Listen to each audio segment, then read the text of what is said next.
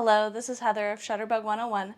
Today we'll be going over the A7R system with the A7R Mark IV as my example, and also the comparison of Sony's 35mm 2.8 and Tamron's 35mm 2.8. Let's get started.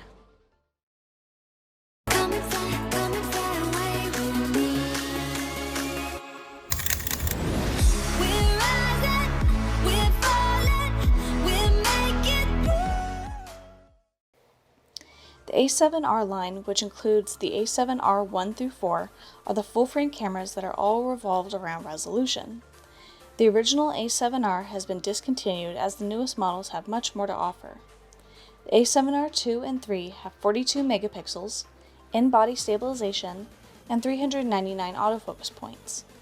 The biggest difference from the 2 to 3 model is touchscreen capability, 10 frames per second instead of the A7R 2's 5 frames per second continuous drive, 2 SD card slots instead of just one, and a bigger battery so you can shoot an extended period of time.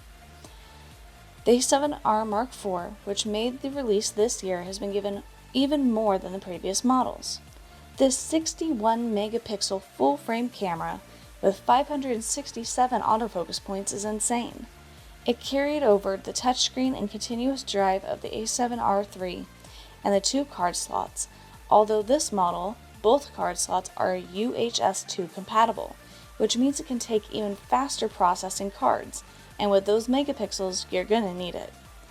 Although the body style on the first two A7Rs are different, the buttons, dials, and doors are extremely similar, so I'll be doing a walkthrough on the newest body style, the A7R Mark IV. So today I'm going to start my comparison on the Sony 35 2.8 and the Tamron 35 2.8. Now, when working with these two lenses, they're both fantastic.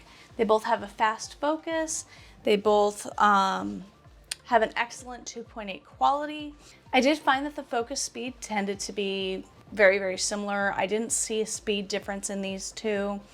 The biggest difference that you'll find between these two lenses is they're both wide-angle lenses, but the Tamron actually is a macro lens that has the ratio of a 1:2 ratio. So it actually gives you the ability to get a little bit closer with your wide-angle lens. And for me, I like to get close. I like to get a lot of detail, avoid cropping, that sort of thing. So as you can see in my examples, the Tamron, I wanted to see how close I could get with each lens, and the Tamron naturally was able to get just a little bit closer. Although I did notice in the quality between the two that the Tamron was a little bit softer on the edges. That may be because of the macro ability versus the Sony, the Zeiss 35 2.8 seemed to be a little bit more sharp from edge to background, even when it came to the 2.8 option. So it really just kind of depends on the look that you want. The 35 Tamron is a little bit more cost effective, but overall, you know, if you like to get a little bit closer with your wide angle lens, you want to have that option, I would go with the Tamron. If you just want wide angle, you're doing landscaping, something like that, the Sony is an excellent option. Let's go ahead and get started in our walkthrough. Okay, so this is the Sony A7R Mark IV. As I had said in the preview video showing the examples of what this camera can do, the body style on this is different than the previous models. The buttons are going to be in a similar location. You may find that these have, you know, lock buttons on the dials. The menus are going to be extremely similar. So overall, if you have an A7R Mark I or II or even a 3, you're going to find that this walkthrough can still help you find your way through the camera. And if you have any questions about your camera, or maybe you're not seeing something, or if you have a question whether your camera can do something maybe this one can, go ahead and leave a comment below and I'll be sure to get to those. We're going to go ahead and start with the front of the camera here. So on this camera, as you can see, there is only one button where you just release the lens. So if you hit this button here, give it a turn, it'll come right off. And to put the lens back on, you want to line up the white dot with the white dot here on the camera. Twist till it clicks. And at that point, you're ready to shoot. When it comes to the sides of the camera here. So, as you can see on this side, we have our card door, which you're just going to push to flip open. This does have 2 card slots, and as indicated on the lid, the A7R Mark IV takes a UHS-2 cards. So these are faster processing cards. They have 2 rows of contacts instead of your typical 1. Okay. And naturally that is not a UHS-2 card, that's a UHS-1 card, as you saw that there's 1 row of contacts, just to clarify. I don't have one of those cards because naturally my own cameras don't take that, so I'm not going to go and purchase those. But if with the 61 megapixels, you definitely need something that's a faster processing card. You may have witnessed in your own previous cameras, or maybe even your current camera, that when you take continuous pictures, or you're taking one picture after another stacked on top of each other, the camera might freeze up. And then the screen goes black and it says waiting or buffering or whatever it's saying, and it won't let you take a picture until it's done. And the reason that is because you don't have a fast enough card to be able to take that many pictures. The card has, let's say, a slow brain at that point. It's taking way too much time to go, okay, saving, okay, now you can take the pictures. And at that point, you may have missed your moment. So to avoid any of that, you want to make sure that you get the correct speed card for your camera to achieve what you need it to do. On the other side here, we do have some more doors. In this door here, that is going to be our flash sync. Okay. In this door here, this is where we're going to have our micro USB and our USB-C cable. So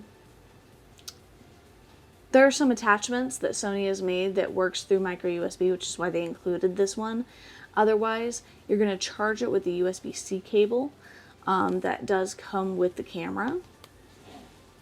In this door here, you'll find your mic port, your headphone port, and of course your HDMI cable port if you wanted to connect this to a TV screen, put a slideshow up, something like that. Going to the top of the camera here, as you can see, this is where we find our model for the camera. We have our on and off switch here. Shutter button you push halfway down to focus, push all the way down to take the picture. Adjustment knob here and here for settings, so depending on what you are on your mode dial, these will change different things. If you're just on auto, then it shouldn't change anything, so it's something to keep in mind. So on auto, that's going to give the camera full control on whatever you're taking pictures of. So you don't really have any control over telling it, you know, where precisely to focus, how to focus, what to do with the lighting. You're letting the camera figure that out. So that's something to keep in mind. Also notice there is a lock button here, so I can't turn this dial unless I hold this button and turn. So this doesn't accidentally get switched up on me when I'm shooting, which is nice. The P mode, of course, is our program mode. That's going to be our first step off of auto, and hopefully if you have this camera, you're not shooting on auto on a regular basis. Hopefully you know what these manual modes are. But if you wanted to invest in something to future-proof yourself and, you know, wanted the ability to learn it, then that's probably why you're here, and that's okay. Your program mode is going to allow you to have certain controls of certain settings. But the camera is going to control the rest of the settings, so you still get a proper exposure. So your P mode is going to be kind of that all-around setting for when you maybe don't know what your target is. Your A mode is going to be your aperture mode. That's going to control the opening in the lens, so this lens with a 2.8 aperture. I wanted to take advantage of that for this video, so I turned it on the A mode and adjusted my dial to 2.8 to be able to let as much light in as possible. I also closed up the aperture to a high number, like 22, to be able to get that star effect that you can see in some of those images. And then with S mode, that's going to be your shutter speed mode that controls how fast to take the picture. So if you wanted to do a long exposure, or if you wanted to capture speed, that's the mode that you would use here. And of course you have full manual mode, which is extremely helpful in studio situations, controlled lighting environments, if you wanted to push the boundaries of what P, A, or S will be able to give you. You have 1, 2, and 3 custom modes. So for example, if you're shooting in a situation like I do for my YouTube, where my lighting is always the same, and I found the perfect settings to take photos, I could save it to 1, 2, or 3. That way if I go and shoot an event, or if I go and hike, something like that, and I return, I can just switch it to one of these instead of having to find the perfect setting again, which is nice.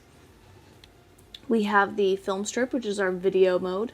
Now you can do video in any of these modes as well, including auto, just by hitting our red button back here.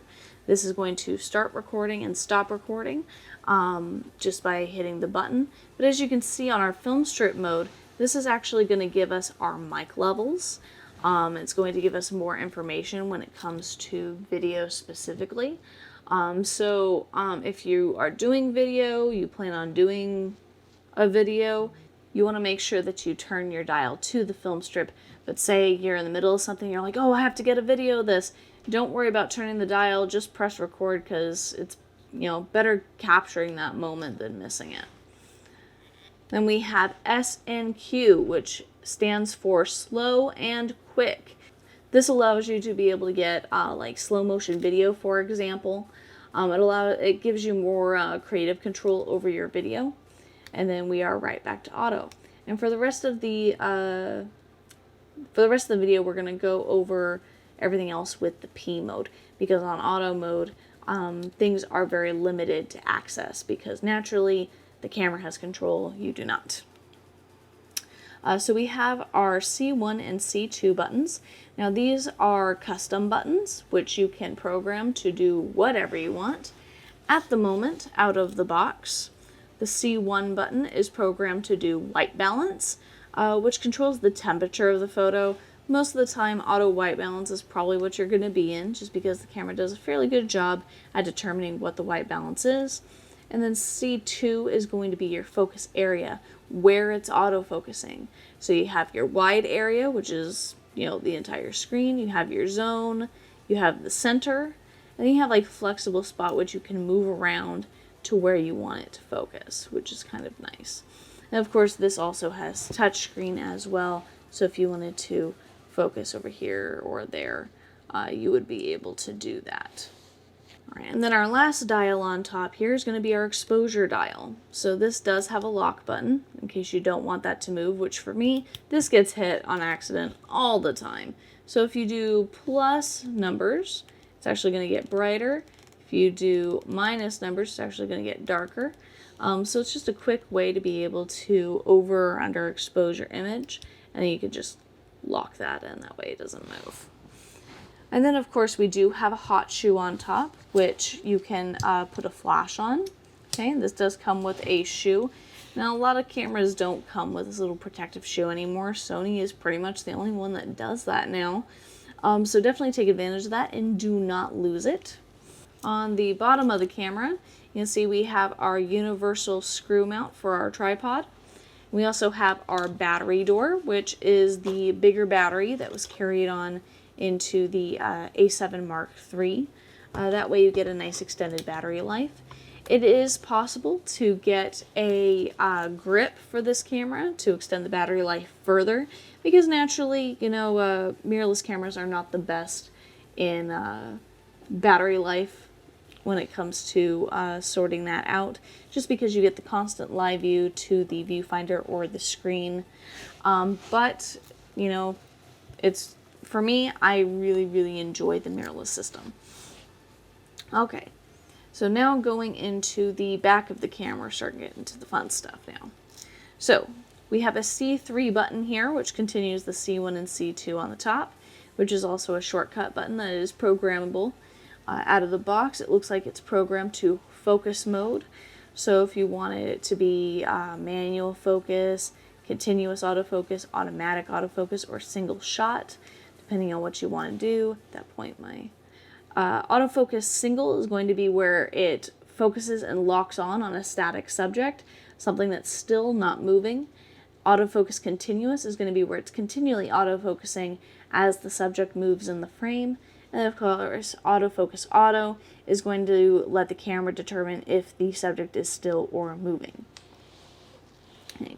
We have our menu button, which we will go over here last.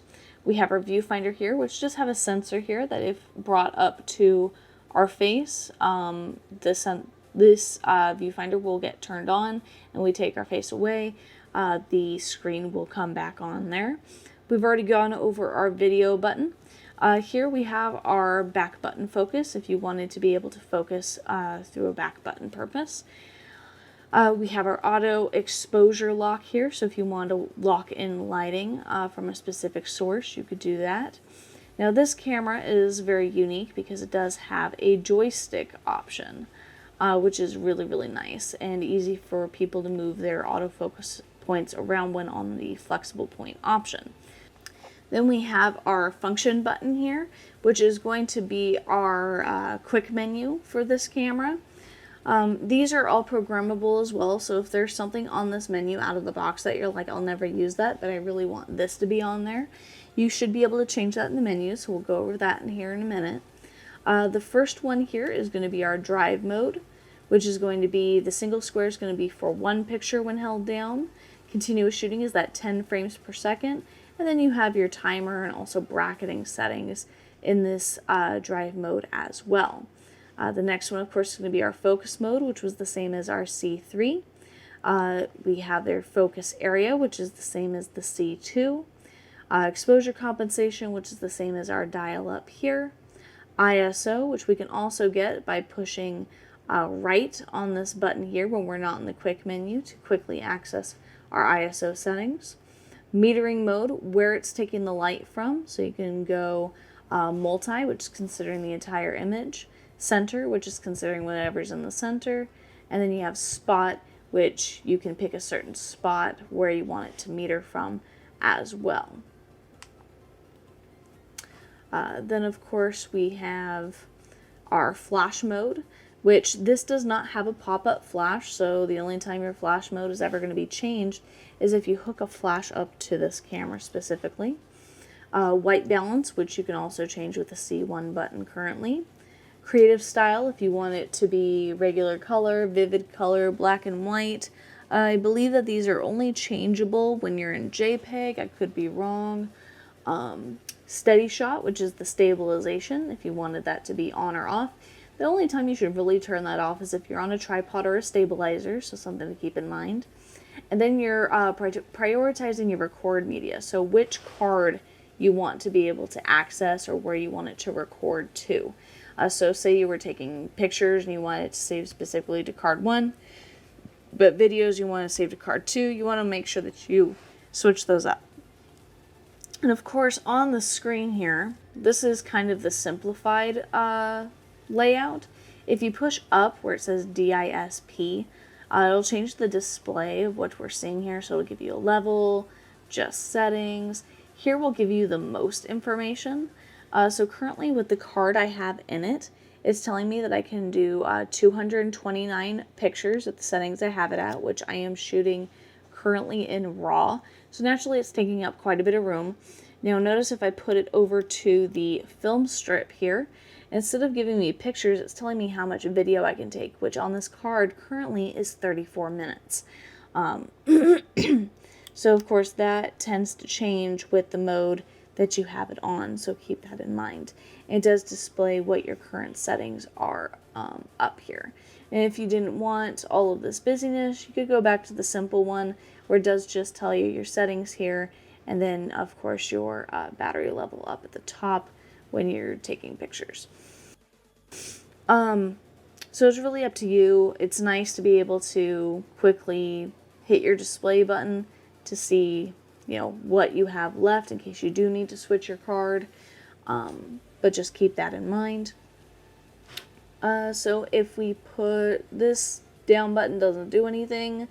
It does not have a shortcut, that's why it is blank. And if you push left, that's going to be the drive. And we've already gone over the ISO option. If you push play, that's going to be able to access pictures that we've taken. And then you can scroll through it either with using the wheel or actually pushing left to right.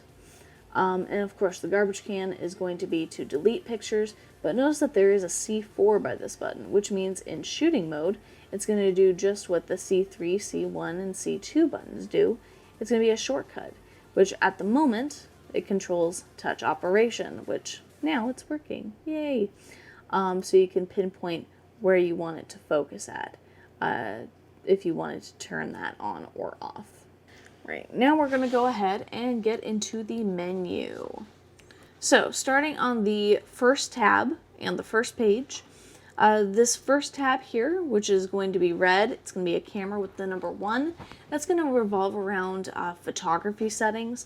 The second tab that's purple with the camera and number 2, that's going to be video settings, which is going to be extremely similar to this menu here, just revolved more around video. And a lot of these settings are laid out in our quick menu or our custom buttons. So some of these I'm just going to kind of skip over. I'm not going to go over. But if you have any detailed questions about whatever's in the menu, please leave a comment below if I don't go over it.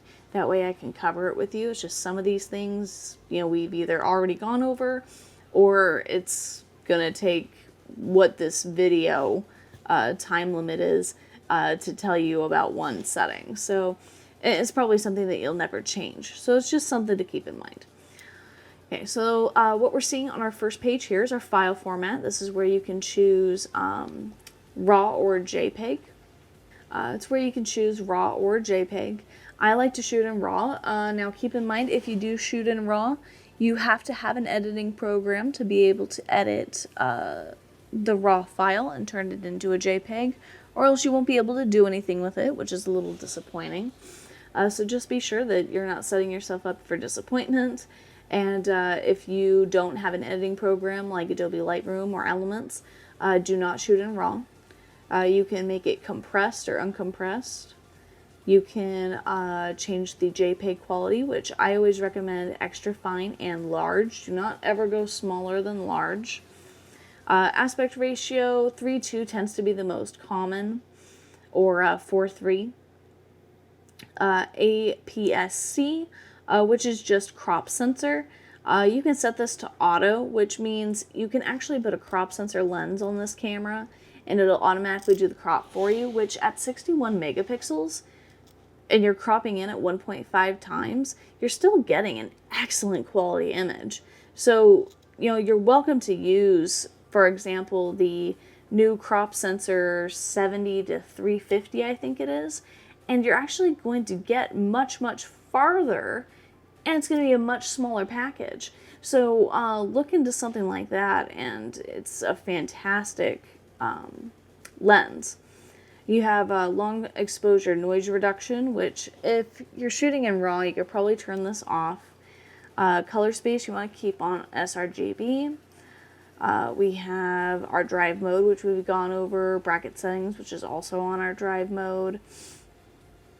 Interval shooting, pixel shift, let's see, we have memory, selecting your media, slot 1 or 2, which we've gone over, focus mode, you know, focus area, let's see, we have autofocus illuminator, face, eye focus, autofocus selection set.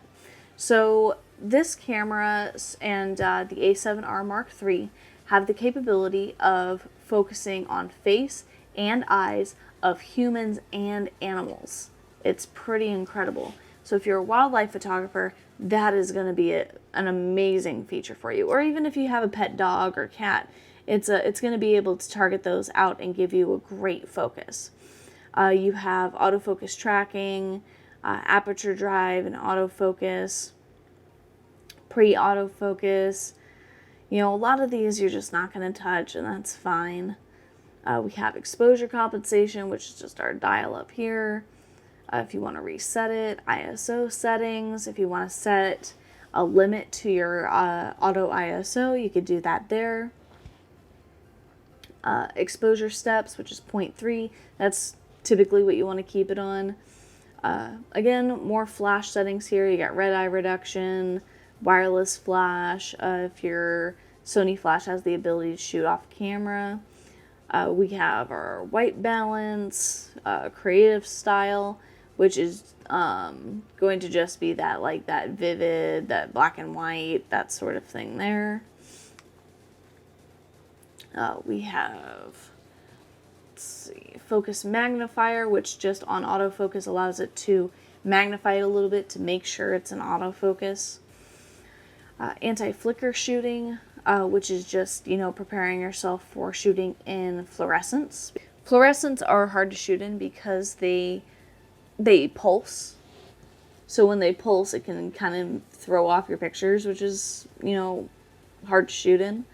You have face registration if you want to register faces, which I don't, but I mean, you could if you wanted to. And then, of course, we're in tab 2, which is movie. All of these are going to be extremely similar. So instead of RAW and JPEG, you have file format and record settings. So how many frames that you want to do. If you want to shoot in 4K or 1080p HD. If you want to do 30 frames per second versus 60 frames versus 120 frames, that sort of thing there. Autofocus drive speed, how fast you want to autofocus from, you know, area to area. Audio level display, if you would like to have that on. Wind noise reduction. You have silent shooting. You can release without lens, which just allows you to use off-brand lenses that may not communicate with the camera well. You can release without the card, but I would personally disable that because I'm the type of person that forgets to put a card in my camera. And if I go around taking pictures going, okay, now let me see how that came out. And it goes, sorry, you don't have a card in there. It's really disappointing. So at least if you don't have a card, it's going to tell you right away, hey, I can't take the picture. I don't have a card in there. Your steady shot, which we've already gone over. We have like our display button, the finder and the monitors, if you want it on auto, just the viewfinder, just the screen, zebra settings or grid lines. Let's see. You have your auto review if you want your picture to come up after you've taken the picture. Our custom keys if you want to customize those. The function menu set if you want to change any options on your quick menu. Let's see. All these are kind of custom operation. You can change which dial is going to control what for aperture, shutter speed, audio signals. Now the third tab is going to be our network. This is going to be where you can send your image to your smartphone just through its Wi-Fi signal. This is a fantastic ability to where you can transfer to your phone and post on social media, tell people what you're up to. You can send it to your client and be like, here's a sample image of what we did today, instead of going, hey, I'm going to get back to you about a week and leaving them on their toes. You know, you can kind of give them something to leave with, which is really nice. Because when it comes to the Sony camera, I find that, at least with my shooting, I'm pretty happy right out of the camera with a lot of my images. You can set it on airplane mode to save the battery, which I highly recommend. If you don't plan on transferring to your phone right away, set it on airplane mode so you get the most out of your battery life. You can change your Wi-Fi settings, Bluetooth settings, edit your device name, reset network. Then, of course, we have our fourth tab, which controls like our playback. So you can rotate, you can delete, you can rate your pictures. You can enlarge an image so you can see what's in focus, do a slideshow. And then, of course, we have our setup menu, which controls more of like the actual camera. So like monitor brightness, viewfinder brightness, power saving, cleaning mode, the touch operation, infrared remote control, USB settings, language, date and time, copyright info. Formatting is something I always like to go over in all of my videos because there's so many people that I talk about formatting to and they don't know what it means. Formatting is going to completely, permanently delete everything off of your card. So what it So say, for example, you went and shot an event. You've backed up your pictures to your computer, you backed them up to an external drive or a cloud system or whatever. You know for a fact that they are safe off of the card. Okay? At that point, you're getting ready to go and do a new job, and you want a fresh card to start out with. Instead of deleting with the trash can here, it's best just to go down to Format, go here. It'll ask you to clarify which slot you would like to format. Because I'm done with these pictures, I've already done what I need to with them. I can go ahead and format this card. So I can go ahead and go slot 1. It's going to let you know, hey, just so you know, all that data is going to be deleted. Are you sure you want to do that? Because it's not going to be retrievable at that point. You're going to go enter, and it's going to go formatting card. It may take a few moments, but it definitely will get through it. And the reason you want to do that instead of deleting is because when you delete with this trash can, you're just recycling your image. So it puts it into this invisible recycling bin, and the data remains there. So even though you can't see the picture, it's still taking up space. And the more that you take pictures, delete with a trash can over and over again, that recycling bin gets full. That can cause corruption, that can cause viruses, and it causes your card to either lock up or corrupt your future images, and then what are you going to do? You lose memories. So to avoid losing any memories and having any stress, occasionally format your card when you're like, hey, it's been a while, I'm done with these pictures, I've done what I need to with them, I have them safe on my computer, and then you can permanently delete what's on the card and be done with it. Let's see. There's file folder settings on here. You can check your firmware version in case you may need a firmware update. Your save load settings, if you want to reset your settings, if your camera's doing something funky, if you're playing with your settings and you're like, I have no idea what I just did, you can always reset your settings to factory. And then our last tab here is the My Menu, which allows you to take anything from these tabs here and add them into your own little menu there. If you know you're not going to access other things on there, things that you can't put on your quick menu, you can just put them in My Menu setting so they're easy to find. That pretty much sums up the A7R system. It is a lot of fun to play with. The megapixels are incredible. You're able to make amazing enlargements with these cameras. That's why they are a high competitor to, say, the Nikon D850 or the Canon 5D Mark IVs, because this would make an excellent wedding camera, an event camera, portraiture, something that's just going to be great for all around. It's definitely going to be more on the professional side.